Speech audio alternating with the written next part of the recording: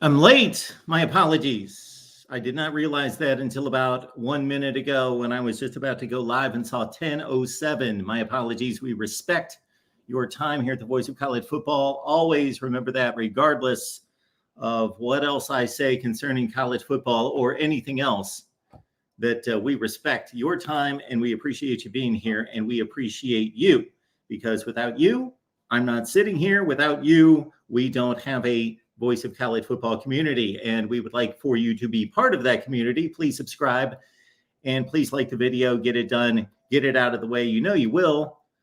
And we've got a great show lined up for you today. Consider this. We are here every day, Monday through Friday, 10 a.m. Eastern time through the end of the college football season. And we'll see what we do past that. But through Tuesday after the National Championship game, January 21st, we are here Monday through Friday, 10 a.m. Eastern time for 1 full hour. And we would like to do more than that. Please support the show. And we will continue. Of course, time is money, unfortunately, and the support is needed to obviously work on the show. So we appreciate you being here at the Voice of College Football. It's week 0. It's upon us. And so on Wednesday's show, we're going to have George from the Renegade Report showing up to talk Florida State, Georgia Tech, game preview there. Maybe I'll deliver a game preview on Florida State, Georgia Tech. Our game previews for week 1, when we've done them weeks out, have done extremely well the last few years. You know, think about the big Ohio State, Notre Dame games, Georgia, Oregon, Texas, Alabama, those kind of games have done very well. So we thank you for your response to those, but I better get on the stick if we're going to deliver those this year.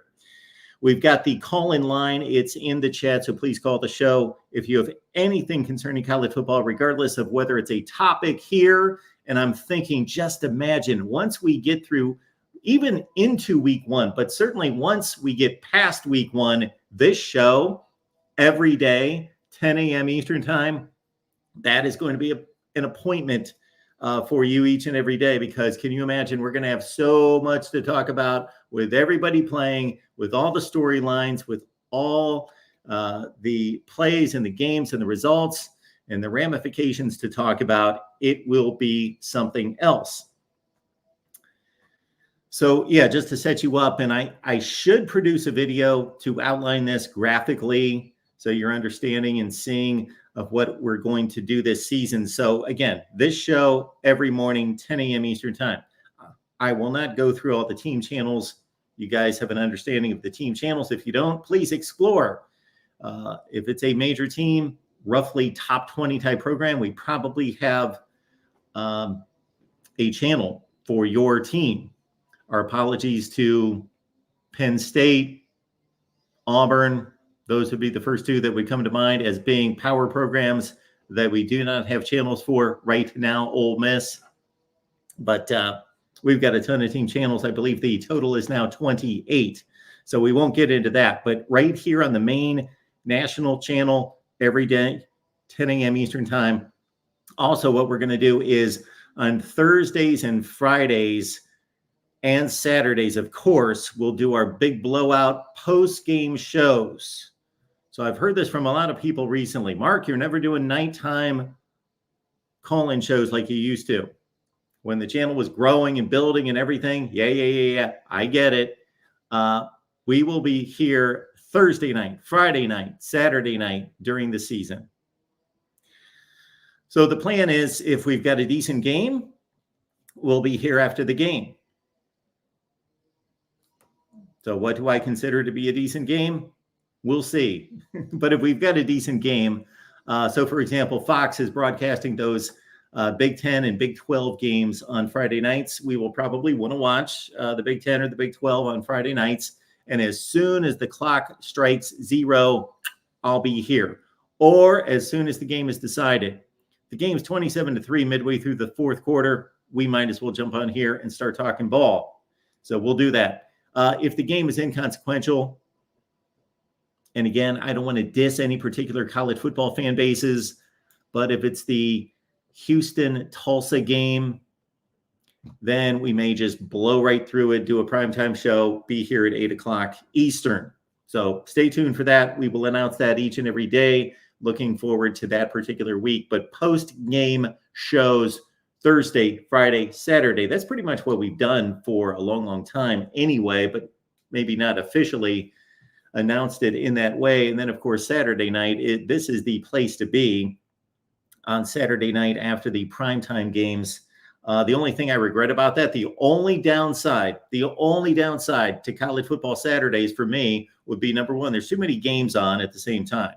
Can't watch all the games, can't take it all in. I get frustrated because I want to watch that game. There's usually about 6 to 7 games every time window that I want to see.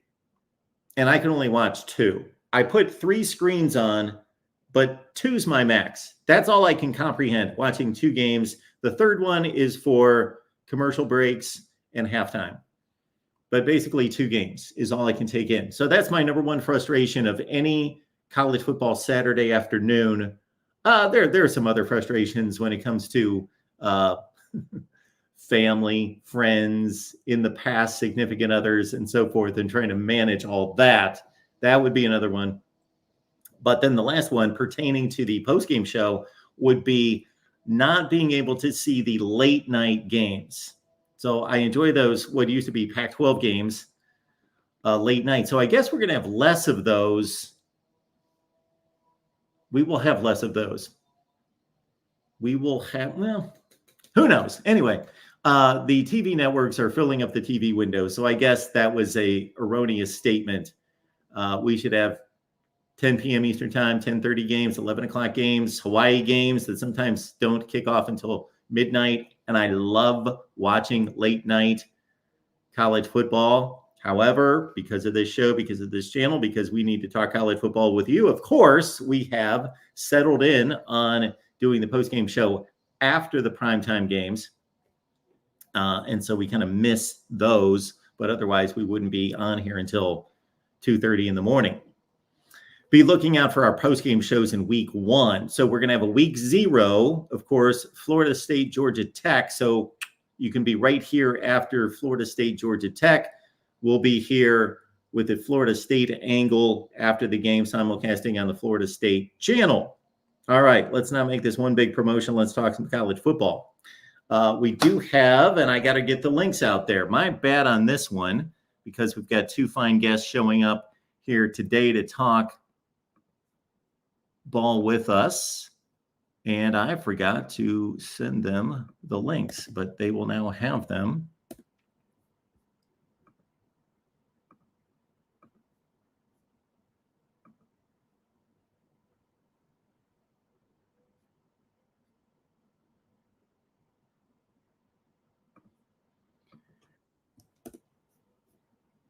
There we go.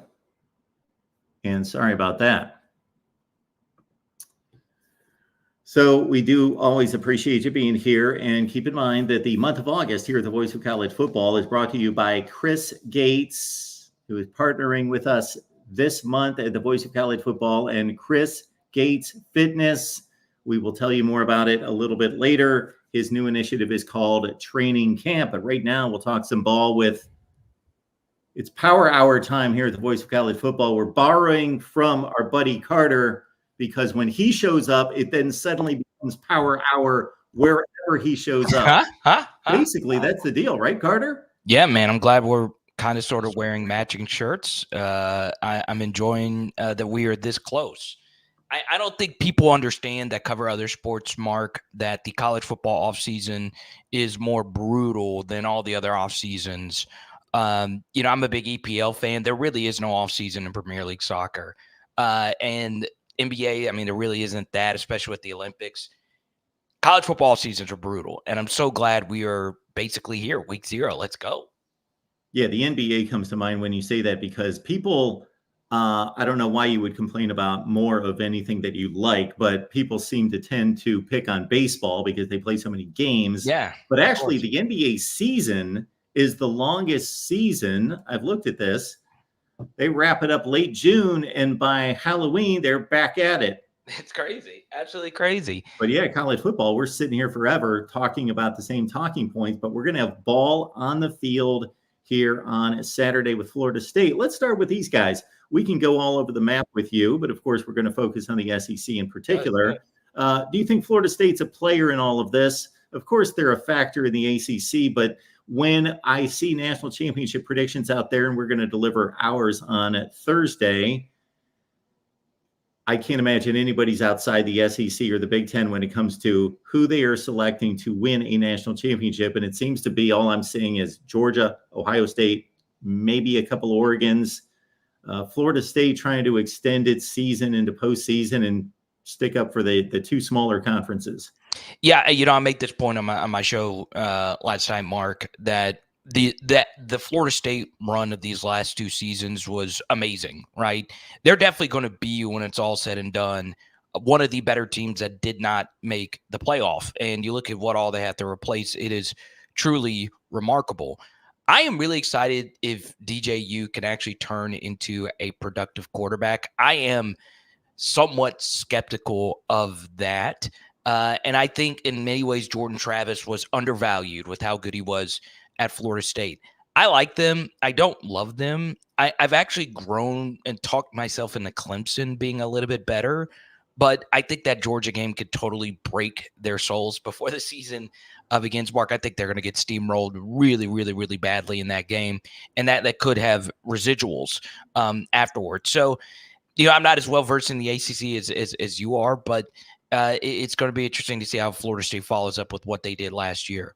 Carter, I like what you did with DJ and the Clemson connection. Of course, he was there, and he was the quarterback taking over for Trevor Lawrence. Of course, he had the two successful games against Boston College and against Notre Dame, but then he steps in as the starter, and basically they couldn't run a play against that Georgia defense. Guards were getting thrown into his lap and I think that affected them and him the rest of the season. He had a 9-touchdown, 10-pick season, and they were never the same on offense. And that Clemson psyche could be shaken if things don't go well against Georgia. So that should be interesting. Let's go to LSU. So I'm understanding there's a bit of a flu bug. There's some issues there. There's some sickness on the team. They should be ready to go here in, what's it going to be, 10 or 12 days, something in that range. But it does hurt preparation if you have guys that can't make it out onto the field. You're 2 weeks out. Yeah. So the good news is LSU has experience dealing with the flu bug. A few years ago, before the Arkansas game, the Harold Perkins breakout game where he had 4 sacks, the team was very sick. I mean, basically, I would venture off to say at least half the team had some variant of sickness. So they have experience with that. I do think they'll be ready to go. A lot of the guys that have been dealing with it are still practicing, so it's not like absolutely positively too serious. And most notably, it's the offensive line. This group is going to be very good. And the only question mark they have is the center position. What are they going to do? They lost Charles Turner, but they return all 4 of their other starters. So if DJ Chester, a 4-star out of Georgia, turns out to be a good center, LSU should have the best or one of the top 5 offensive lines in the country. I believe the point spread on this game was a full touchdown for much of the offseason. I checked last night. We did our USC show. It's dipped to, depending on your service, 5.5 to 6 points.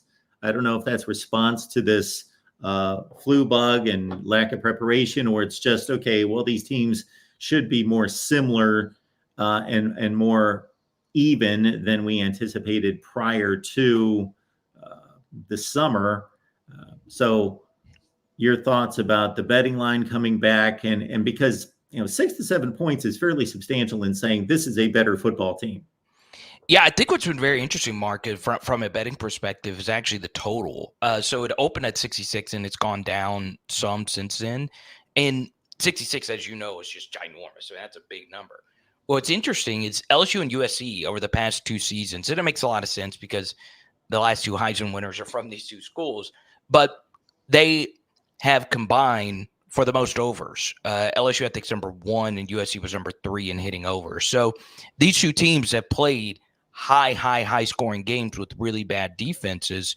I actually think it'll be a little bit more in the middle. I think this game will be played in like a 31-27 kind of fashion either way. And that's partially because I do think you'll see some positive regression for both of these defenses, right? You know, both of these teams have too much talent to have defenses as bad as they've been the past couple of seasons. And you can make the strong case that compared to talent, the two worst defensive coordinators were on these two teams last year, and they're now gone. And both teams, Mark, completely revamped the entire coaching staff, and both teams feel unfreaking believably excited about their new hire. You know, when I've talked to USC sources, they can't quit talking about D'Anton Lynn and the whole attitude shift and what they brought to USC. And then, of course, Blake Baker. You know, Mark, this has been the story behind the scenes at LSU. When I've spoken to players, coaches, and all of that, Blake Baker is the story. All right. This guy has brought a new energy, and him and Matt House, not only in terms of actually being a good defensive coordinator, are they opposite, they're also opposites in terms of personalities. There were quite a few LSU players that did not like Matt House, Mark. Blake Baker, if it comes to affability, is up there. He is loved by so many of the players that he's coached. And you see it. You see the energy in practice. You see guys buying into the system. And I have been completely honest about this, Mark, on all shows that I've been on and on my LSU channel as well. I'm very skeptical of the actual personnel. I'm a big Blake Baker guy. You're talking about Texas a minute ago. You know, Texas has Bo Davis. Texas lost Bo Davis to LSU. He's a really good defensive line coach. The defensive coaching staff has been the story of this offseason for LSU, and it's made people truly believe in the staff. And the final thing I'll say about the defense, Mark, is over this specific last week or so of practice, there has been a shift in the LSU defense having better days in the LSU offense. Now, I don't think that's too big of a deal. We have to wait to actually see if they can actually be better on the field. But that wasn't happening last offseason. Jaden was lighting them up every day in practice. And obviously, you know, Garrett's not as good as Jaden, but it is something that the LSU defense has had better days of practice. So when we make this comparison between the two teams, and there are so many similarities that we've discussed all off season, losing Heisman Trophy winners and the head coaching positions that have fallen to guys that left other premier programs, the whole deal, the offense being prolific, the defense being horrible, the change on the staff. The one constant on the USC side is obviously the play caller, who's arguably the best in the game, versus a change on the offensive side for LSU. So any concerns there with continuity? Because that was the side of the ball that was working, and there's a change, obviously, at the OC position. Yeah, so Jaden is one of the best. And look, this is going to sound controversial and very biased, but statistically speaking, Jaden is one of the best Heisman winners of all time. Now, I'm not saying he's the best. I'm not saying he accomplished as much as some others that actually won natties or whatever, but it's just the truth. And you lose him, you lose Malik Neighbors, you lose Brian Thomas Jr. I mean, it's just a big deal. But LSU's receiver room has looked really good, Mark. Chris Hilton has taken another step. Chris Hilton was a higher rated recruit than both Malik Neighbors and Brian Thomas Jr. He's faster than both of them. He's not as good as those guys, but he has become a more well-rounded player. They brought in C.J. Daniels, who, by all accounts, Mark, was the number one rated wide receiver in the transfer portal. Now, there's others, like Evan Stewart is definitely probably better, but in terms of production, he was the best in terms of yards per route run. And then Kyron Lacey is probably going to be an early round draft pick. And they brought in Mississippi State's best receiver last year in Xavier Thomas. So they're going to be good there. They're going to be really good at tight end. You can make a very strong case this is the best tight end room in LSU history. You could also make a very strong case that this is the best offensive line in LSU history. The issue is going from Jaden to Nuss. And Garrett Nussmeier is going to be a very, very good quarterback this year, Mark, in his first year as a full-time starter. Caleb Jackson and Josh Williams should be a really good tandem at running back. It is a little bit of a question, though, because you do have a new play caller. The difference, though, is this play caller, even though he's younger and Joe Sloan, has play calling experience, okay? Not a whole lot of it, but he does have some. he also sat in the chair next to Mike Denbrock every single game. So communication-wise, yes, the guy who's actually calling the shots changes, but the guy who replaces him sat next to him every single day for every single game. And on top of that, he has been the quarterback's coach. I think that also helps out in this situation. Mike Denbrock was the tight ends coach. So, more often than not, your OC is a QB coach. That's going to help out Joe Sloan in this process. I do think Mike Denbrock's really good. There's a reason why Notre Dame paid him what he paid him, and he went back home to the Midwest. But I still think Joe Sloan will be fine. I think this LSU offense will be fine.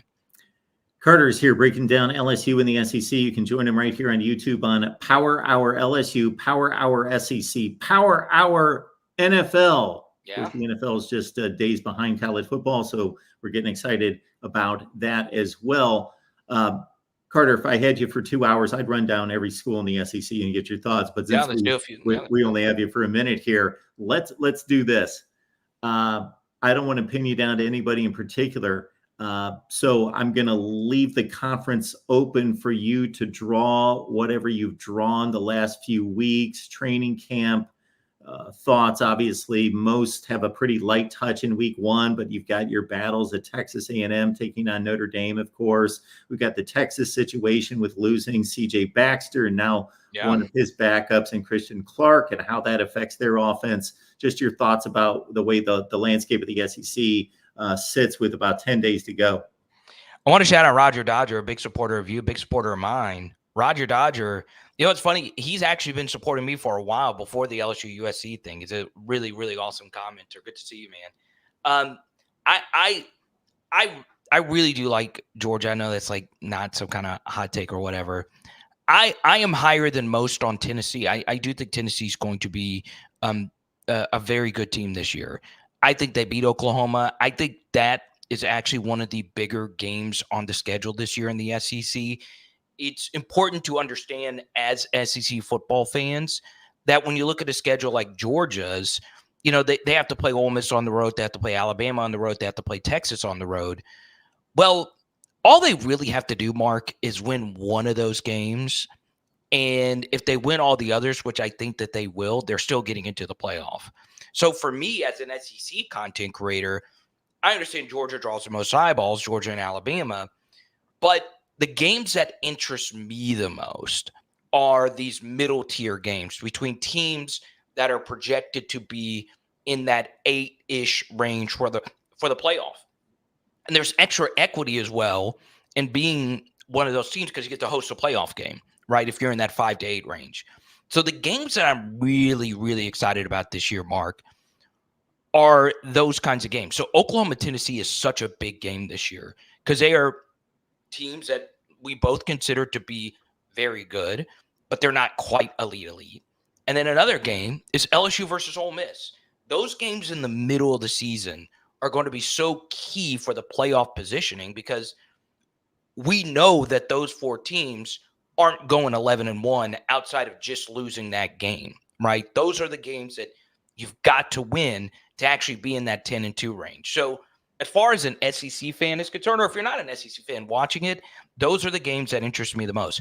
I really don't care about Georgia, Alabama, because those teams are going to be good outside of that. So that's what I'm really looking forward to this year. And to me, Mark, I also think the teams in that range are just more interesting. Like, we know Georgia's elite. Alabama's obviously the biggest story with, the Saban not being there anymore.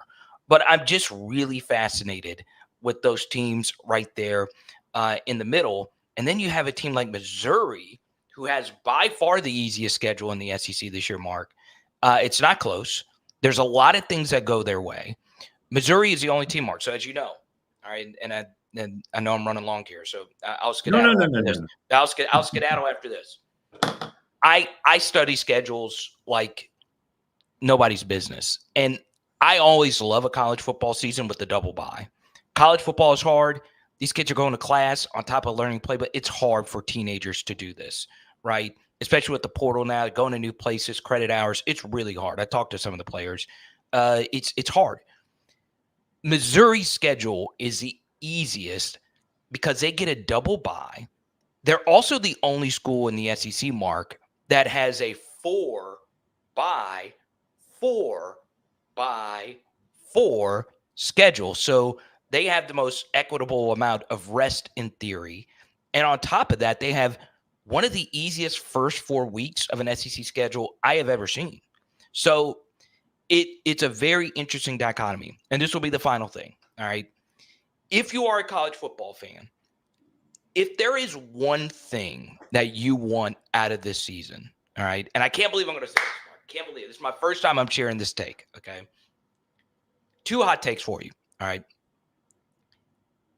I shared this on my LSU Twitter account, and people went crazy. I would prefer LSU this year. If I had to choose between LSU reaching the national championship game or hosting a playoff game, I want to host a playoff game. I would much rather be like an 8 seed, host a playoff game, win it, and then get beat by Georgia or something like that in the next round, instead of getting to the national championship game and losing. I want to host a playoff game because we don't know. You hear these things. It might all be neutral sites the next year because neutral sites make more money. So I want LSU to host a playoff game. That is my first thing, even as much as reaching the national championship game. The second thing I'm doing this year, Mark, is I am rooting against Missouri. I think it's bad that, this SEC that we have, such inequitable schedules, that their schedule is so much easier than basically everyone else's. And I don't want them getting into the playoff if they go 10-2 and they kind of just, skate by. And their best win is like Oklahoma by like 1 point or whatever. And believe it or not, Mark, I am rooting for the Florida Gators this year. Outside of when they play LSU, I want Florida to win because I value teams that challenge themselves. It's stupid that Florida made the schedule the way that they did it. I'm publicly saying it. It's dumb. But it's also courageous. We should give credit. In college football, we should love people that want to schedule really difficult games, even though it's dumb, right? We're in this society where it's a black or white thing, right? It's either you win or you lose. But that's not really the case to me in college football because you make your own schedules in a lot of different ways. So the fact that Florida needlessly scheduled UCF, needlessly scheduled Miami, and they also play Florida State, and they have the hardest 5-game stretch I've ever seen in college football. And by the way, Mark, this 5-game stretch is the final 5 games of the season. So they're going to be tired, beaten up, weary, and all of that.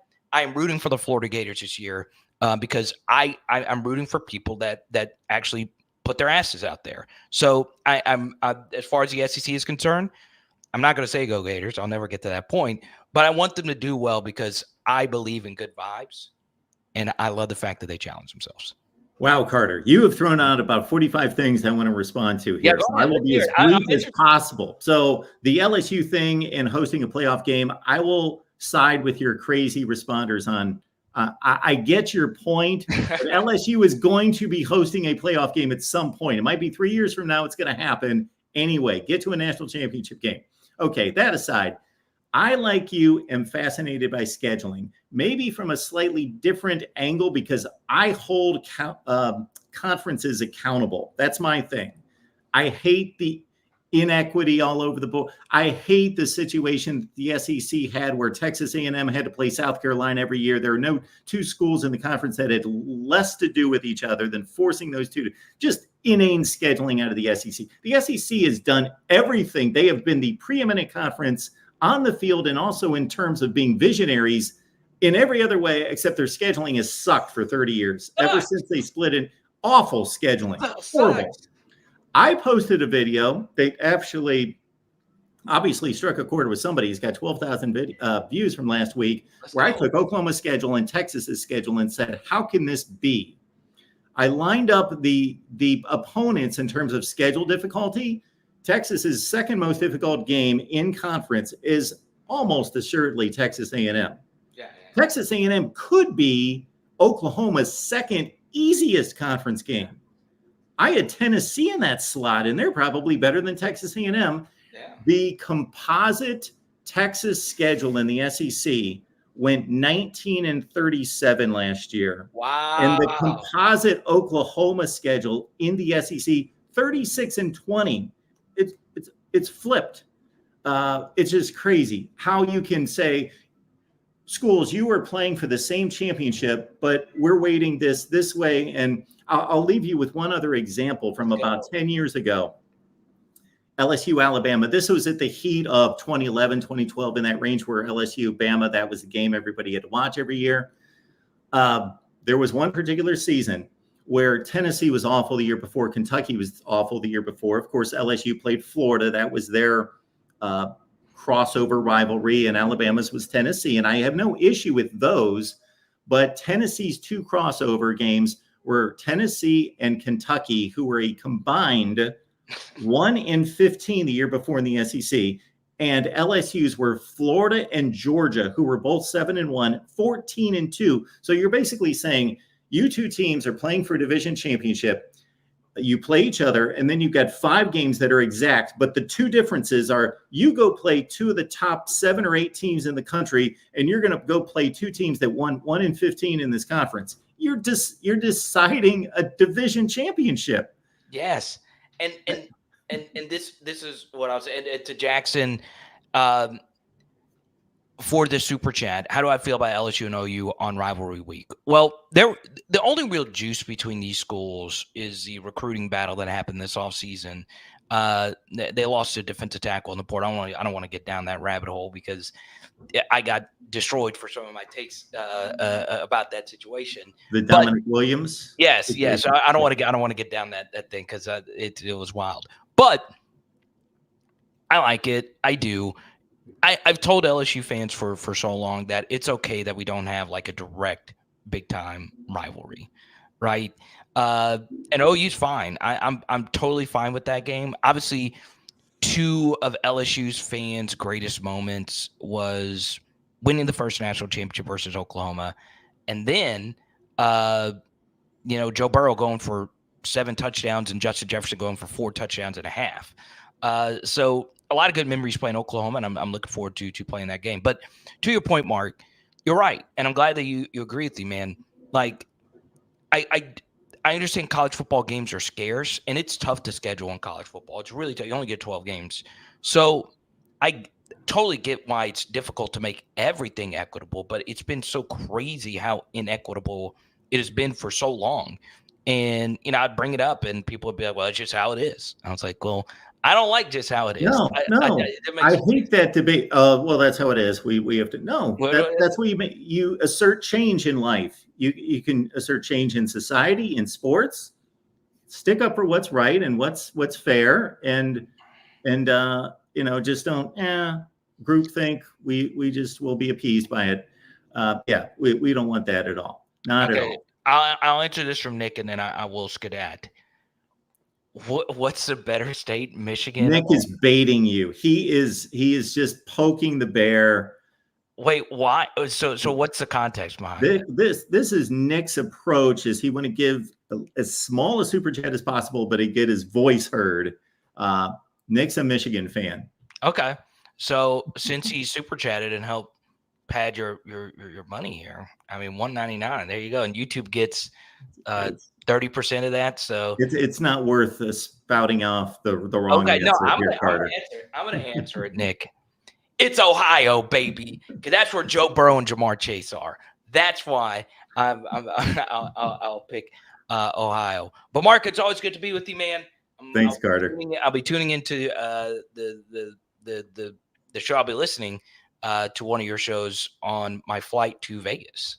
Cool. I'll download it. So there you go. Make sure you subscribe, support Mark, and Mark also is his own boss. Okay, so that means he doesn't have some, big corporation backing him. At least I don't think so. So your super chats go a long way when you help out a solo creator. Trust me, I know it. I'm in Mark's shoes every single day. So I appreciate you, Mark. We'll talk soon. Okay.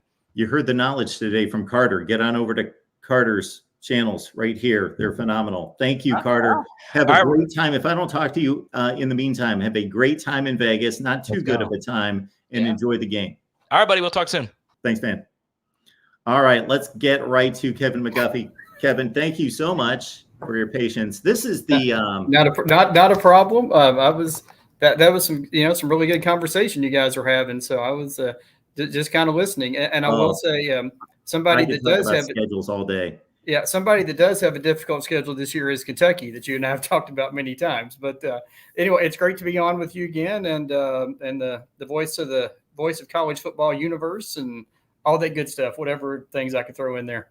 Unfortunately, this is the issue when I have an hour, 2 hour, 3 hour show, whatever the case might be, and I'm scheduling guests, because I've tried you show up at 10, you show up at 10:30, and then I always have the 10:30 guy go, well, I can't do 10:30. I got to do, and it's just, I can't do that. So then I just say, just show up whenever you can make it. Right. And then we have these situations. Yeah, no, thank you for your patience. Oh, it's not a problem at all. Like I said, I had, you probably saw me in the background, like running here and there, like doing real world, like TV station stuff. So I was like, oh, come back. Nope. Okay, we're good. Nope. Okay. I'll just sit and listen. So folks, dealing with operations at a TV station or a TV network, as Kevin and I both have a long history in, boy, I'm not going to call it hard work. I would never complain about, oh, this is hard work or anything like that. I'm not digging a ditch. But in terms of just hustle and you have to be used to just chaos. You just have to be used to things not working, breaking down, issues, personnel stuff, all. Yeah. Oh, yeah. Servers going down. You just have to be used to that. Yeah. I tell people all the time, is like, if you ever sat like here while we're doing our news and things like that, you would wonder how we ever got anything on the air. Yes. But to your point, I did get, I posted on my Twitter, various social medias, I was basically getting paid on Saturday to sit and run commercial breaks during the Bengals Bears game. Because our station here, we picked up the Bengals preseason games and a couple of various Bengals related shows. So I was like, well, I guess sitting on the recliner would be nice, but sitting here getting paid to watch a game and run some commercials, better what it's not a bad way to spend a Saturday afternoon. I mean, if you're a Bengals fan, the game kind of stunk, but it's preseason, who cares, right? So yeah, we in Master Control, we would have master control operators all the time. We would, of course, everybody has a different outlook. Some glass half full, and you got your glass empty folks. But the glass half full was always like, hey, I love sports, and I get to sit here and watch sports all day. I just have to punch some buttons, in between the commercial breaks and graphics and so forth. But I get to watch sports all day. So what's bad about that? I was gonna say, yeah, you get to watch, basically college football 12 hours a day, and on the weekends, and talk about it. So it's a good gig. So now, we did have a few people from time to time that were a little too emotionally involved in the game and forgot what they were doing, but that would happen once in a while. Yeah, that's happened here too. People, we unfortunately don't have the Kentucky contract. We're actually the Kentucky station, because we do a nightly UK program, 30-minute UK program, and then one on the weekends. But of course, as we know, all the TV contracts are now, we're an NBC station. It was CBS. Now, of course, it's going to be ABC/ESPN is going to be the station for all the SEC stuff pretty much going forward. So, that part's kind of a bummer, but it's still, you still, people are crowded around, watching the games. You can hear people screaming up down the hallways, especially, March Madness time, or, in a bowl game like the Clemson game last year, where, everyone's all excited. And then all of a sudden it just goes, where the Tigers came back and won the Gator Bowl game. So the biggest response that I ever remember hearing throughout ESPN during a sporting event that was like palpable, like you could feel it, you could hear it everywhere, was Aaron Boone, Red Sox, Yankees, Game 7, because the place is concentrated with Yankees and Red Sox fans all over the place. So, oh my word. That was a heck of that. I remember watching it. That was a heck of a series back then. So, but hey, like I said, it's football. So, yeah, on to the Cats here. And you talk about a bummer. It's a bummer for Chip Tranum and the Kentucky running game that he's going to be out for. Do we have any type of estimation? The best case scenario, they said a month. In a perfect world, their hope that he will be back for the South Carolina game, which is the second week. He definitely won't play against Southern Miss. next week. But in a perfect world, everything stars align.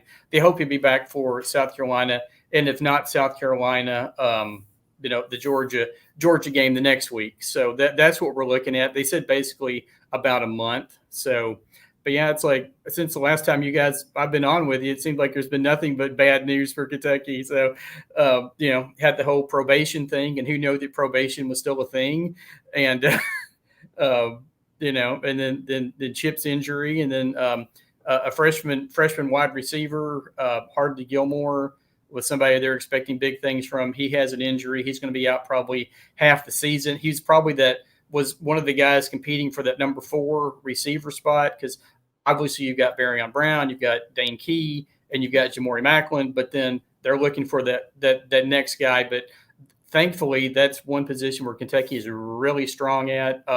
Fred Ferrier, who's a transfer, who's from the state of Kentucky originally, from Frankfurt. He's probably going to be that wide receiver 4. But yeah, like I said, it just kind of snowballed over the last couple of weeks. But we don't want to talk about all the negatives. We want to get to talk about the positives coming up, right?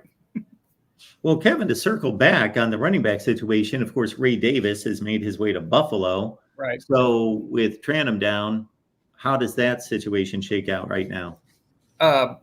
Right now, I think Demi Sumo Karmbe is probably your number 1, going to be the starter. I would not surprise me. Jason Patterson, very talented incoming freshman, has been gotten a lot of hype about him. Another player, Tavani Mizell. I would see possibly running back committee. Honestly, it would not surprise me to even see Gavin Wimsatt in there. Either lining up, because Bush Hampton, the new offensive coordinator, has talked about how he would like to use both quarterbacks, Vandegrift and Wimsatt. I mean, it worked back in the day with Lynn Bowden. You could see a situation where you line Wimsatt up, run the Wildcat, and behind the big blue wall and see what happens. But I think Kentucky, I think they feel pretty good about. Obviously, losing Chip is not ideal, but it's not for the entire season. And I think they've got enough people that they can put in. It may be like a running back by committee kind of thing. Like I said, I think Demi's definitely going to be your starter come Saturday, but it would not surprise me to see the other 2 guys play along with Wimsatt maybe, as a change of pace kind of thing. And obviously Vandegrift's a pretty good runner as well. I don't know. You could see him line up in the Wildcat too. I think it's going to be very exciting to see what Hampton's offense is going to look like with this Kentucky team. He's done obviously, at Missouri and Boise State, those offenses have been really good. And, there's a lot of excitement to see if he can bring that same kind of thing here to Lexington. I'm excited about this football team. I'm in the process of working on my predictions right here, and they're going to come out on Thursday. So everyone show up at 6 p.m. Eastern time on Thursday. We've got a nice little Twitter audience that has brought us up to about 300 folks. But so Thursday at 6 p.m. Eastern time. And Kevin, I blame you for this because you've been a good friend to me and the show for a long time. I think that Kentucky blue. Look at this. I decided to change the color scheme here on the show, and you see this blue. It's everywhere. And when I get to predicting Kentucky, now I made probably the worst mistake of my prediction career a few years ago when I picked Kentucky to win the SEC East. But yeah, what year? I was trying to remember what year was that. I'd have to go back into the archives. I remember that, and I was like, well, cool. Let's hope it happens. But here's an interesting thing. I'm not trying to get 2020. Yeah, coming off, the course, the 2020 season kind of, I don't know. I don't want to say put an asterisk by it, but with everything that happened and all that, like I said, I'm looking at 8-4. So is what I'm projecting. I think there's a chance that they can, steal a win somewhere, maybe maybe get 9 wins. Somebody, one of the talking heads, podcasters or broadcasters here made a comment the other day that they thought it would be easier for Kentucky to make the college football playoff than win the SEC. Oh, yes.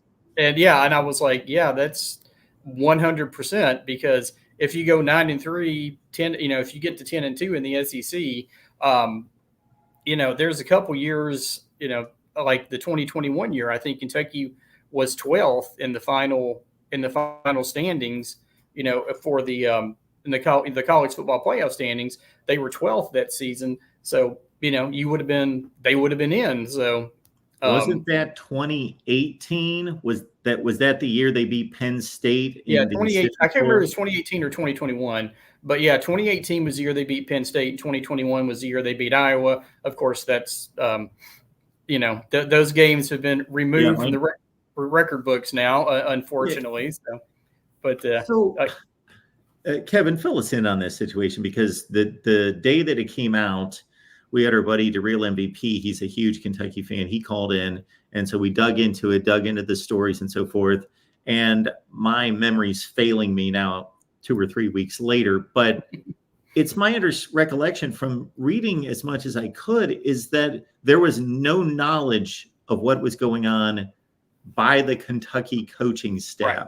Like it just seems just so frivolous. Yeah.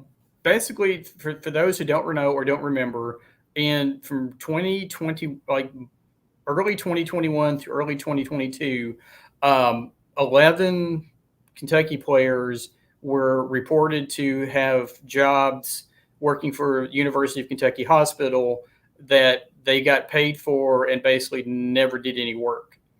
So, and there was, like, most of those guys actually transferred out of the program, but the most notable one of those was Chris Rodriguez. And if you remember the 2022 season, he didn't play the first 4 games because they said they were leaving, working on eligibility issues, which turned out to be this. So, now you could probably say it's, some kind of NIL deal with Kentucky UK Hospital or something, and it wouldn't matter. But that's the gist of it, is that some of those players played that the NCAA deemed ineligible. So you lost. So they made them vacate they're on basically 2 years probation, no bowl ban, which is obviously positive, a big thing. But they had to vacate all the wins from 2021, and like I said, basically you're on probation. And then there were also other, along with the football program, there were much stronger and much more serious allegations against the swimming and diving program. And you don't want to. That's a rabbit hole if you don't want to get into, because it's some pretty bad accusations of things like that. But we'll talk the football end of it. But that's the gist of it. Basically, some of the players had jobs for UK Hospital that they got paid for. They never did anything. So that's where we are. And like I said, who knew that the NCAA, still had, a lot of people are like, the NCAA do they still have power to do anything? But, vacating wins, who knew that was still a thing? But anyway, so Stoops goes from being 73-65 now to being 63-65. So it took those 10 wins away from the 2021 season, including that Citrus Bowl, that wonderful, awesome Citrus Bowl win over Iowa. So. And that team, yes, went 10-3. Mm-hmm. So they most likely went 5-3 in the SEC. I believe that's right. I think it was 5-3, and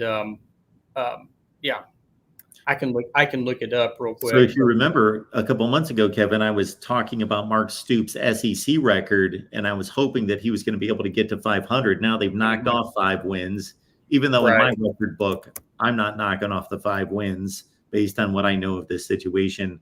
I'm in I'm in the category of taking away wins, vacating wins when there is cheating that is related to on-field performance. Right. And to your point, I think that's why the sanctions, I guess, were lighter was because, they said that no one, Stoops, no one in the program had any idea that this was going on. But if you're looking at 2021, they were 5-3. They beat Missouri, South Carolina, Florida, LSU, and Vanderbilt, and then lost to Tennessee, Mississippi State, and Georgia that year. So 10-3, 5-3 in the SEC that year. So, but that's the gist of that. Was that jobs that did jobs that they didn't got paid for doing stuff they didn't work that they actually didn't do. So I'm going to have to remember that when we do our all-time rankings and reset all the numbers during the off season, because I will be putting 5 wins back on Kentucky. We rebel here against the establishment. Hey, I'm all for it. So I like rebelling against the establishment. It can be fun sometimes. This Southern Miss team went 3-9 last year, so it shouldn't be much of a challenge on one hand. However, Kentucky has a history of not losing these games, but playing them pretty close. Right. Oh, you're absolutely right. I think so I just said on paper, Southern Miss should win. I think Kentucky's 3-1 all time against Southern Miss. One loss, I think, was 2016, I believe it was. When Kentucky started, actually that was the year I think they started 0-2. Then there was a lot of rumors going around about Stoops' job. And then they kind of, they turned the tide, made a bowl game, and everything has been, pretty much positive ever since then. But it's one of those, I just said, it seems like there's always one game, and generally it's a conference game, but there's always one game every year that Kentucky should win and somehow manages to lose. Like a couple years ago, it was Vanderbilt. Last year, it was South Carolina. Actually, you could probably say the last 2 years, it was South Carolina. I think I think Kentucky wins, and Kentucky will win pretty handily. I haven't started diving into the Southern Miss team yet. I'll probably do that this weekend. So we got I got, like, for last word, I'm doing position previews, going position by position through the Cats. Start with the quarterbacks, running backs, receivers, linemen. The next one will be the linebackers, and then we'll finish with the secondary. And then we've also got, I'll probably next week I'll post, I kind of teased it here, but predictions for 2024. Like I said, I'm going to say 8-4, and my original, way too early bowl projections that I had, they came out in June, the middle of June. I had them going to the Liberty Bowl, playing, I think it was Texas. It was either Texas Tech or TCU. I can't remember. I think it was Texas Tech, but but we'll see. Those will obviously update. We'll update those probably. I'll probably start those in week 1. I know some people have done some newer ones this week, but I probably won't start ours until we get through the actual first week of college football. So, but there's a lot of. Go ahead. I'm sorry, Kevin. This is what I was getting at with the Southern Miss game and some of the history here with Mark Stoops. So 2023, Kentucky's a 35-point favorite against Eastern Kentucky. They win 28-17. 2022, they're a 26-point favorite against Northern Illinois. They win 31-23, one-score game. 2021, they're a 32-point favorite against Chattanooga. They win 28-23. So these are the games that I recall each year in weeks 1 and 2, where I'm watching other games, and all of a sudden I see Kentucky's in a one-score game with 5 minutes left against fill in the blank. Right, and Eastern Kentucky, to their credit, the 2 or 3 times that Kentucky's played them recently, have always played them well. But basically, the moral to the story, if you're a betting person, never take Kentucky in the points. So, just for that very reason, like I said, some of those games have been way too close. I'm trying to remember. There was another one a couple years ago. Maybe it was the Northern Illinois game where Kentucky, I think, trailed most of the game and won late, either on an interception or some kind of late score. And then, but yeah, definitely. If you see Kentucky in 35 points, no. I mean, they have covered big like that before, but it's very rare. So I would definitely just from my standpoint, never take the points. But that's just my that's my 2 cents on that one. Kevin McGuffey's the last word on college football. Again, there's a position-by-position breakdown on Kentucky football coming out. Kevin's predictions are coming, as well as the complete coverage of college football. Last word on college football typically locks in on 30 or 40 teams and has beat writers for all those teams. So please check out what they've got available there. And we're also one more quick plug. We did the top 4, the 4 power conferences, all of a group of some of our writers. We all made predictions basically for, I think, the Big 10, I think the Big 12 and the ACC. The ACC posted this morning. The SEC will be later in the week, and then the Big 10 at some point. Basically, we went through and picked our 1 through 16 how we thought everybody would play out, how things would play out. So that'll be something probably coming later at the end of this week for anybody that's an SEC. And I can spoiler alert, I can assure you, no one voted for Vandy to win the SEC. So because if you remember, two voters voted Vandy to win the SEC at SEC Media Days. So I can guarantee you nobody voted for Vandy to win. Did we ever find out who those individuals are? I think somewhere, I'd have to go back and look. I think somewhere someone had posted who voted for whom. But I'd have to go back and see if I could find that. But if I can, I'll send it to you so you can talk about it. But like I said, no one picked Vandy. Most people, the obvious, like you and we're talking about earlier, Texas, Georgia, and Georgia and Texas probably the two getting a lot of it. Of course, now we'll see what happens with Texas now with their, losing their top 2 running backs. We'll see how they come back from that. So, but anyway, of course, Kentucky gets to play them next to last week of the season this year. So yeah, they'll be healthy by then. Yeah, probably so. Yeah, right. You're right. They get to go to Austin for that. So that should be fun. Should be actually a really fun trip. Would love to go see that game, but that's a place of what there's several places I've always wanted to go see a game. That's definitely one of them. So for sure. All right, Kevin, appreciate you being here as always. Good to see you. Thank you very much. Appreciate it. And anytime anytime you need me, I'll be there. So thanks, Kevin. All right, have talk a good to you later. one.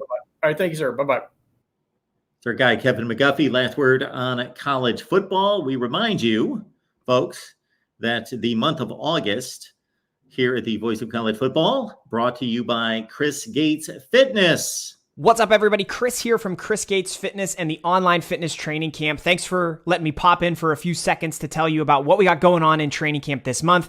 And there's a lot happening, okay? The August program dropped just a few days ago. Everybody's getting into their August workouts, having a blast. The private group is full of discussion and chatter about people getting started, which I love to see. We're going to be doing weekly football pick'em here at the end of the month. That's when that starts. I'm going to be giving away free supplements to people who win that. I'm giving away a treadmill in September because we're doing a step count challenge as a group. All kinds of fun stuff coming. So I hope to see you there. Voice of College Football has a discount code VOICE. You can still get a discount on your first month if you want to jump in. Would love to see you there. Talk to you in training camp. And hey, I am locked in on the training camp as well. So I'll be right there with all of you.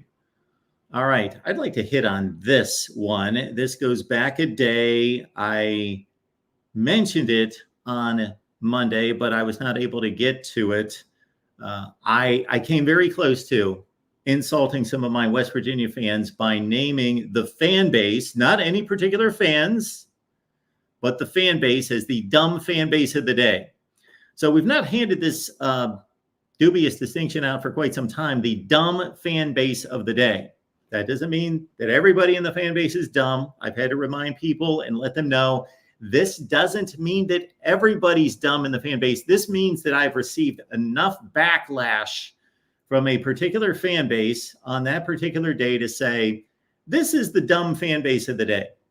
And we've had previous winners come from Notre Dame, Miami, Ohio State, Michigan, Florida State. Those are the ones that come to mind. I should keep like an official count. Those are the ones that I know have received the dumb fan base of the day. I took it easy on West Virginia fans yesterday. I was just about to post, boom, this is our dumb fan base of the day. However, I can understand by the tenor of the statement that I made that college football fans are a sensitive bunch, and you're extremely sensitive, and that's one of the that's a connection to passion. So if you're passionate, you're going to be sensitive. If you're sensitive, you're most likely passionate. That's the way that works most of the time. So Neil Brown was on the SEC network. Why? I don't know. Neil Brown coaches an ACC or a Big 12 team. Maybe they'll be in the ACC. No, they wouldn't be. Anyway, Neil Brown coaches a Big 12 team. He was invited on an SEC network show. They don't even play an SEC team this year. So regardless, they're talking ball. Neil Brown's on the show. I've got nothing against Neil Brown.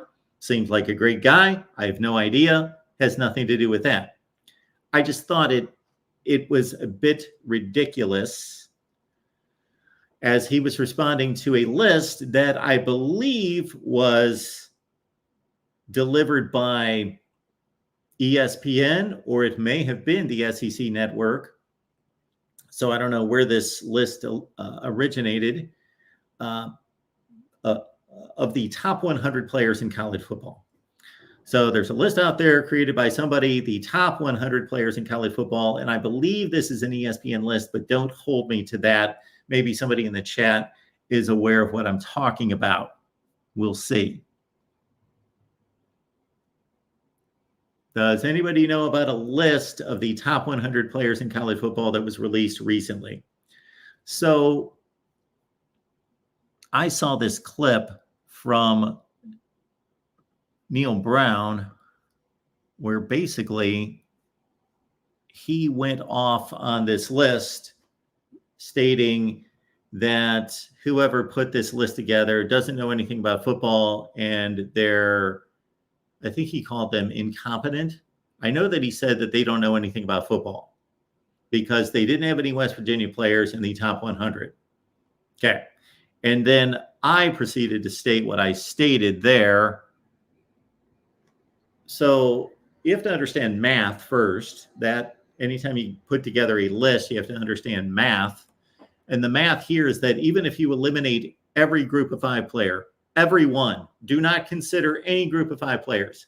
Just in the power conferences, you've got 70 teams. Therefore, the average team in power conference play would only be represented 1.2 to 1.3 times. One player.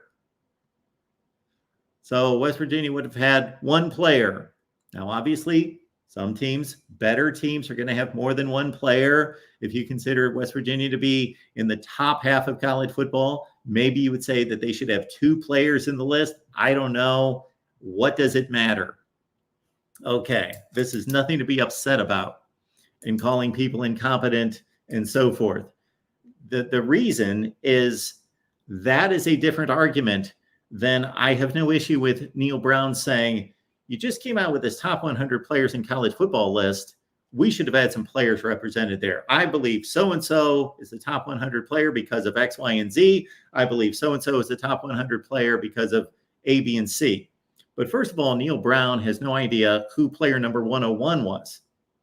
There is a player number 101 because if you come up with a list of 100 players, unless this place is incompetent, I know that in creating lists, when you see my top 25 that actually makes sense, you have to believe that I was considering 35, 40 teams. So I was looking at more than just 25 teams and how to rank those teams. I had a 26 and a 27 and a 28. So there's a 101 and a 102 and a 103 and a 104.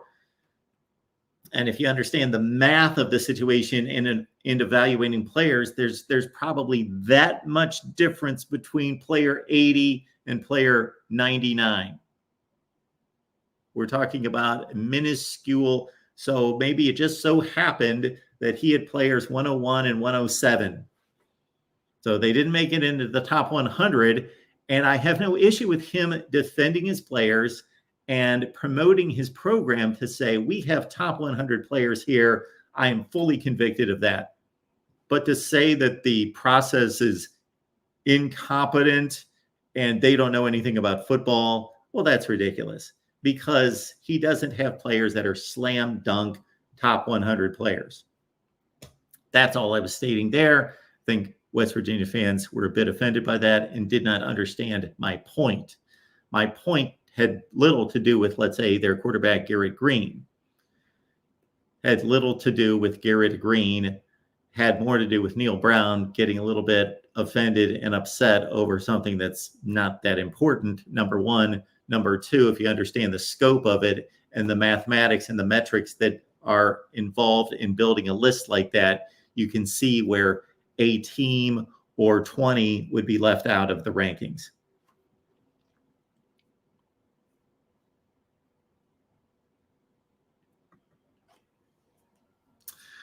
We do appreciate you being here at the Voice of College Football. Keep in mind that we're here every Monday through Friday, 10 a.m. Eastern Time. We would love to be here longer than an hour, but we leave that in your hands in regards to your support for us to go to overtime. I've got an interview today with Tony Barnhart, Mr. College Football. Be looking out for that. I wanted to dive into USC and LSU, but we don't have much time for that. We did hear from Carter, of course, on the LSU side, but I had some points to make about the LSU-USC matchup that we will get to at another time. Also, we wanted to go through our show names. That's on the to-do list. That's on the big rundown here for the big show. Every show, we will get to it at some point, maybe in February. And then, yes, there were a few other things. I got the wrong page here. The plus or minus 3, wanted to get back into that as well. But we have run the gamut, run out of time. And we've got the Iowa show coming up at 5:30. That's the next show up here at the Voice of College Football. Iowa at 5:30. Nebraska at 7. Biggest 12 at 7:30. Michigan at 8. Those are all Eastern time. I'll be back here at 10 a.m. Eastern on Wednesday with the Florida State preview. Of course, the Noles and Georgia Tech from Dublin. On Saturday, we will have post-game of that right here at the Voice of College Football. And keep in mind, we've got our prediction show coming up Thursday at 6 p.m. Eastern time. And we actually have a ton of other stuff to talk about in regards to all the initiatives here at the Voice of College Football. So be looking out for a programming update and be looking out for another gem that we've got here at the Voice of College Football. For those of you who love to put down a dime or two on a game or two. And so be looking out for this as well. College football is even more exciting with some action on the line. And the games are even better when you're cashing in. And the Voice of College Football is the place to be to get the greatest value. Let's start with my picks. 75% against the money line, 58% against the spread. I've got a 40-year track record. In fact, in 2023, at $100 played per game, you would have netted over $9,300. And guess what? I'm just the warm-up act. Steve Merrill, our ace in the hole, show stopper from Wager Talk. 6 years with the Voice of College Football, over 30 years in the industry. Steve gives us analysis on all the big games, but you can't miss Steve's weekly under-the-radar pick, which went 21-5 against the spread the last 2 seasons. I repeat, 21-5 against the spread. You also get picks from some of our top analysts here at the Voice of College Football, including Steve Dace and Matt Zemek. Become a YouTube channel member or Patreon member for just $99 per month. Go to the main channel on YouTube, click join, and select the betting tier. Do the same thing on Patreon. Make 2024 a winner now.